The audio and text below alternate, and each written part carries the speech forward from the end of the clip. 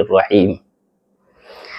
قال اللہ تعالی فی القرآن الکریم الا من تاب وآمن وعمل صالحا فأولئک یبدل اللہ سیئاتہم حسنات وکان اللہ غفورا رحیما۔ وقال النبی صلی اللہ علیہ وسلم التائب من الذنب کمن لا ذنب لہ، صدق اللہ العظیم۔ عزیزان گرامی، اللہ رب العزت کا بے پناہ کرم ہے اور اس کا احسان عظیم ہے کہ اس رب نے ہم گنہگاروں کو اپنے گناہوں سے پاک و صاف ہونے کے لیے، اپنی خطاؤں سے پاک ہونے کے لیے اس رب نے ہم کو ایک عظیم الشان، بہترین اور کارآمد نسخہ عطا فرمایا، اور اسی نسخے کو سچی توبہ کہتے ہیں۔ اور متعدد مقامات پر اللہ رب العزت نے اپنے بندوں کو اپنی بارگاہ میں سچی توبہ کرنے کا حکم دیا۔ ایک مقام پر رب نے ارشاد فرمایا، یا ایھا الذین آمنوا توبوا الی اللہ توبۃ نصوحا، کہ اے ایمان والو رب کی بارگاہ میں ایسی توبہ کرو جو آگے کے لیے نصیحت بنے۔ دوسری جگہ اللہ رب العزت نے ارشاد فرمایا وَتُوبُوا إِلَى اللَّهِ جَمِيعًا أَيُّهَا الْمُؤْمِنُونَ لَعَلَّكُمْ تُفْلِحُونَ،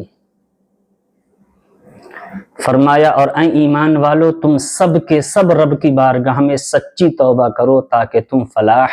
کو پاؤ۔ اور جب بندہ رب کی بارگاہ میں سچی توبہ کرتا ہے تو رب کی رحمت پکار کر کے کہتی ہے لا تقنطوا من رحمت اللہ، کہ اللہ کی رحمت سے نا امید نہ ہو۔ یقیناً اگر بندہ رب کی بارگاہ میں سچی توبہ کرے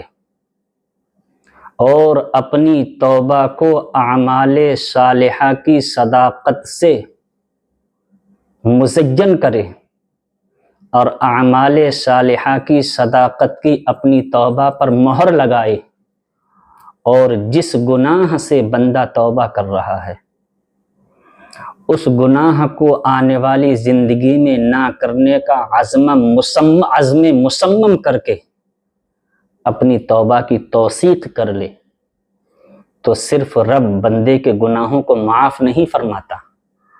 بلکہ رب اتنا کریم اتنا رحیم ہے کہ گناہوں کو معاف بھی فرما دیتا ہے، اور اللہ رب العزت بندے کے گناہوں کو نیکیوں سے بدل بھی دیتا ہے۔ جتنے گناہ ہوتے ہیں اللہ تعالی اتنی ہی بندے کو نیکی عطا فرماتا ہے۔ ایک ایک گناہ کو اللہ رب العزت نیکی سے تبدیل فرما دیتا ہے۔ اور اللہ تعالی نے یہی ارشاد فرمایا اس آیت میں جس کو میں نے خطبے میں پڑھا، رب نے فرمایا الا من تاب وآمن وعمل صالحا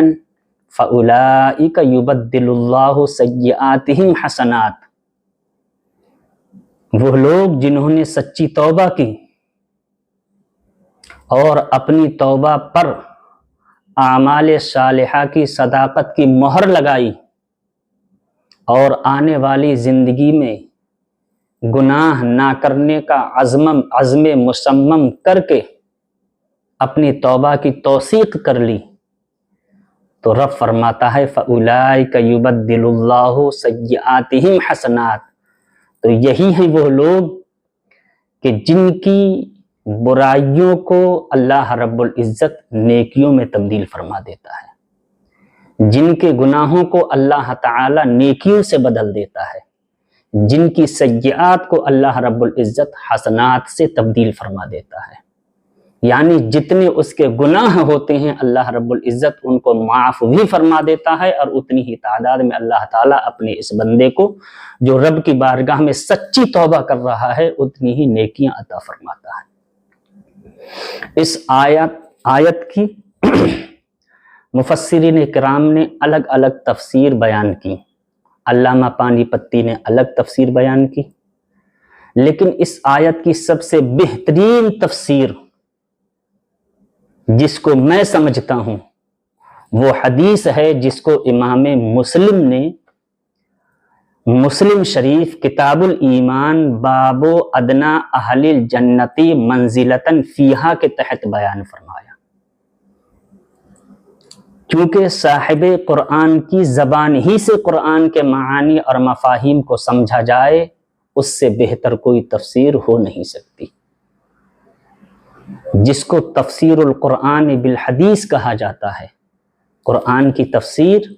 حدیث مصطفیٰ کی روشنی میں، زبان رسالت سے اس کی تفسیر کیا بیان کی گئی. تو اٹھائیے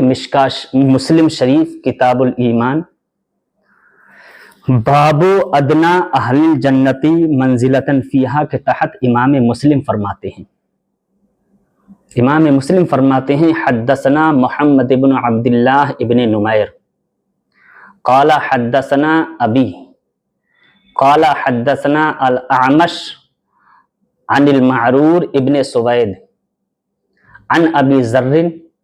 قال قال رسول اللہ صلی اللہ علیہ وسلم انی لأعلم آخر اہل الجنت دخولا الجنت وآخر اہل النار خروجا منہا یؤتی بالرجل یوم القیامت فیقال اعرضوا صغائر ذنوبہ وتخبأ کبائرہ فتعرض علیہ ذنوبہ وتخبأ کبائرہ فیقال اعملت کذا وکذا کذا وکذا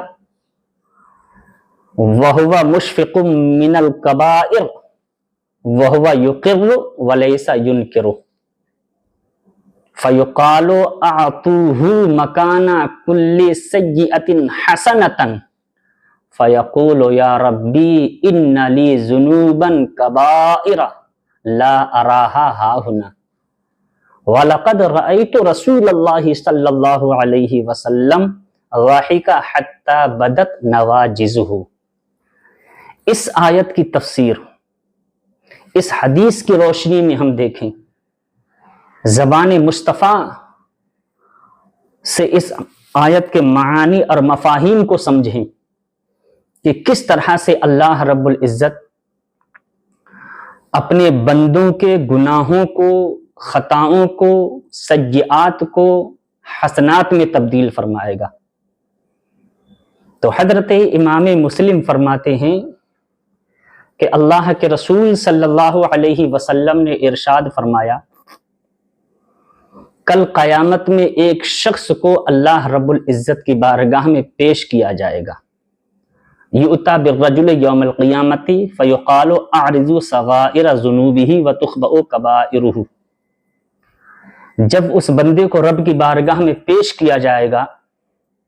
تو اللہ رب العزت ارشاد فرمائے گا، میرے فرشتوں، اس کے جتنے بھی چھوٹے چھوٹے گناہ ہیں، اس کے گناہ صغیرہ کو اس کے سامنے پیش کرو، اور اس کے گناہ کبیرہ جو بڑے بڑے گناہ ہیں ان کو مخفی رکھو. اس کے گناہ صغائر کو اس کے سامنے پیش کیا جائے گا، اور بڑے بڑے گناہ کبیرہ کو چھپا کر کے رکھا جائے گا. اس کی زندگی کے جتنے بھی گناہ ہیں، جو گناہ صغیرہ ہیں، وہ سب اس کی نگاہوں کے سامنے ہوں گے. وہ ان گناہوں کو دیکھ رہا ہوگا. میرے آقا ارشاد فرماتے ہیں سارے گناہ صغیرہ اس کے سامنے پیش کر دیے جائیں گے اور کبیرہ کو چھپا لیا جائے گا. فیقال اعملت کذا وکذا. پھر اس سے اللہ رب العزت فرمائے گا، اے میرے بندے، کیا تو نے یہ گناہ کیا ہے؟ کیا یہ گناہ تو نے ہی کیا ہے؟ ایسا تو نہیں کہ میرے فرشتوں نے وہ گناہ لکھ دیے ہوں جو تو نے نہ کیے ہوں. وَهُوَ يُقِرُّ وَلَيْسَ يُنْكِرُ. میرے آقا ارشاد فرماتے ہیں کہ یہ اقرار کرے گا، عرض کرے گا، ہاں مولا یہ گناہ میں نے کیے ہیں. اور دوسری روایت میں ہے وَهُوَ لَا يَسْتَطِيعُ أَن يُنْكِرَ. یہ انکار کرنے کی طاقت ہی نہیں رکھے گا، سارے گناہ اس کے سامنے ہیں. وَهُوَ مُشْفِقٌ مِّنَ الْكَبَائِرِ. یہ جتنے بھی گناہ اس کے سامنے پیش کیے گئے، یہ سارے کے سارے گناہ صغیرہ ہیں، اب جب یہ اپنے گناہ صغیرہ کو دیکھے گا تو اپنے دل و دماغ میں سوچ کر کے سوچے گا اور اپنے گناہ کبیرہ کے بارے میں سوچ کر کے ڈر رہا ہوگا کہ ابھی تو میرے گناہ صغیرہ پیش کیے گئے ہیں، اور جب گناہ کبیرہ کی فہرست کھلے گی، جب بڑے بڑے گناہوں کا رجسٹر کھلے گا تو حال کیا ہوگا؟ میرے آقا ارشاد فرماتے ہیں وَهُوَ مُشْفِقٌ مِنَ الْكَبَائِرِ، اور گناہ کبیرہ کے بارے میں سوچ کر کے یہ کانپ رہا ہوگا، ڈر رہا ہوگا۔ اب دیکھیے جو رب نے فرمایا فَأُولَٰئِكَ يُبَدِّلُ اللَّهُ سَيِّئَاتِهِمْ حَسَنَاتٍ، کہ اللہ رب العزت انہی بندوں کی حسنات کو، سیئات کو حسنات میں تبدیل فرماتا۔ اللہ گناہ بھی معاف فرما دیتا ہے، اور جتنے گناہ ہیں اللہ تعالیٰ اتنی ہی نیکی عطا فرماتا ہے۔ گناہوں کو نیکیوں سے کیسے تبدیل فرماتا؟ میرے آقا ارشاد فرماتے ہیں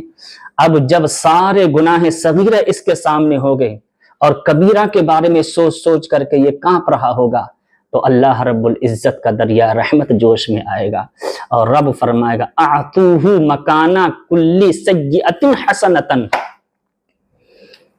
میرے آقا فرماتے ہیں رب فرمائے گا فرشتوں اس کے ایک ایک گناہ کے بدلے اس کو نیکی عطا فرما دو، جتنے بھی اس کے گناہ ہیں ہر گناہ کے بدلے اس کو عظیم الشان نیکی عطا فرما دو۔ چنانچہ اس کے گناہوں کے بدلے اس کو نیکیاں عطا کی جائیں گی، اس کے گناہوں کو نیکیوں سے بدل دیا جائے گا۔ جب یہ بندہ دیکھے گا کہ یہ میرے چھوٹے چھوٹے گناہ، ان کے بدلے مجھے نیکیاں مل رہی ہیں، تو اب لالچ سے اس کا حال خراب ہو جائے گا۔ بولتے ہیں نا کہ رال ٹپکنے لگی، سوچے گا کہ ابھی تو میرے گناہ صغیرہ کی فہرست کھلی ہے اور مجھے اتنی نیکیاں مل رہی ہیں، تو میں نیکیوں سے کیوں محروم رہوں؟ تو پہلے گناہ کبیرہ کے بارے میں سوچ کر کے ڈر رہا تھا، کانپ رہا تھا، لیکن جب دیکھے گا رب کی رحمت کہ اللہ رب العزت اس کے گناہوں کو نیکیوں سے تبدیل فرما رہا ہے، اور رب کا جب اعلان سنے گا اعطوہ مکان کل سیئۃ حسنۃ، کہ اس کے ہر گناہ کے بدلے اسے نیکی عطا فرما دو، تو یہ خود رب کی بارگاہ میں عرض کرے گا فیقول یا ربی ان لی ذنوبا کبائر لا اراہا ہاہنا، عرض کرے گا مالک مولا میرے تو اور بڑے بڑے گناہ ہیں، میں ان کو یہاں نہیں دیکھ رہا ہوں، مالک مولا وہ گناہ بھی میرے سامنے پیش کیے جائیں، اور گناہ کبیرہ کے بدلے بھی مجھے نیکیاں عطا کی جائیں۔ حضرت ابو ذر غفاری فرماتے ہیں اللہ کے رسول صلی اللہ علیہ وسلم نے جب یہ حدیث بیان فرمائی، صحابہ کے درمیان میں جب یہ فرمایا، تو میرے آقا صلی اللہ علیہ وسلم وَلَقَدْ رَأَيْتُ رسول اللہ صلی اللہ علیہ وسلم ضَحِكَ حَتَّى بَدَتْ نَوَاجِزُهُ۔ حضرت ابو ذر غفاری فرماتے ہیں اللہ کے رسول صلی اللہ علیہ وسلم مسکرائے، اور میرے نبی اتنا مسکرائے کہ اللہ کے رسول صلی اللہ علیہ وسلم کے سامنے والے دندان مبارک ظاہر ہو گئے، اور فرمایا صحابہ دیکھو پہلے گناہ کبیرہ کے بارے میں سوچ کر کے کانپ رہا تھا، ڈر رہا تھا، لیکن جب رب نے اس کے گناہوں کو، اس کی سیئات کو حسنات میں تبدیل فرمایا، تو اب یہ خود عرض کر رہا ہے مولا میرے اور بھی بڑے بڑے گناہ ہیں، میں ان کو یہاں پر نہیں دیکھ رہا ہوں۔ تو عزیزان گرامی، یہی اللہ رب العزت نے فرمایا کہ جس بندے نے سچی توبہ کی اور اپنی توبہ پر اعمال صالحہ کی صداقت کی مہر لگا دی، اور جس گناہ سے وہ توبہ کر رہا ہے اس گناہ کو نہ کرنے کا عزم مصمم کر کے اس نے اپنی توبہ کی توثیق کر لی، تو اللہ رب العزت اس کے گناہوں کو معاف بھی فرما دے گا، اور اللہ تعالیٰ اس کی برائیوں کو، سیئات کو حسنات میں تبدیل فرما دے گا۔ اس لیے حضرات جب ہم رب کی بارگاہ میں توبہ کریں تو سچی توبہ کریں، اللہ کی رحمت بڑھ کر کے ہمارا استقبال کرے گی۔ سیدنا غوث اعظم رضی اللہ تعالی عنہ نے غنیۃ الطالبین میں فرمایا حضرت مولا علی کرم اللہ وجہہ الکریم جو میرے آقا صلی اللہ علیہ وسلم کے چوتھے خلیفہ اور چہیتے ہیں، حضرت علی کی بارگاہ میں ایک شخص آیا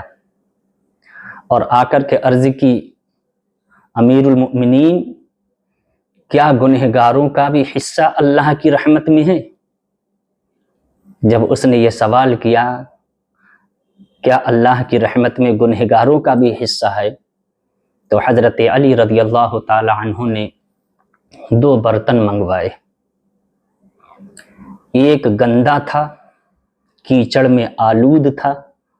اور دوسرا برتن صاف ستھرا تھا۔ اور حضرت علی نے فرمایا ذرا یہ بتاؤ، اگر ان دونوں برتنوں کو بارش میں رکھ دیا جائے تو کیا جو برتن صاف ستھرا ہے پانی صرف اسی میں بھرے گا،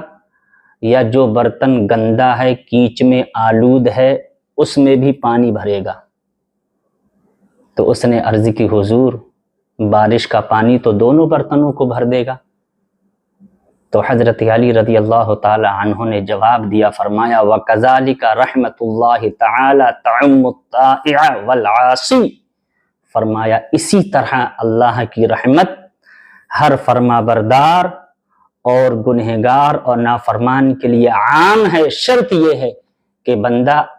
رب کی بارگاہ میں سچی توبہ کرے۔ جب بندہ رب کی بارگاہ میں سچی توبہ کرتا ہے تو اللہ رب العزت اپنی رحمت سے اس کے گناہوں کی گندگی کو پاک و صاف فرما دیتا ہے۔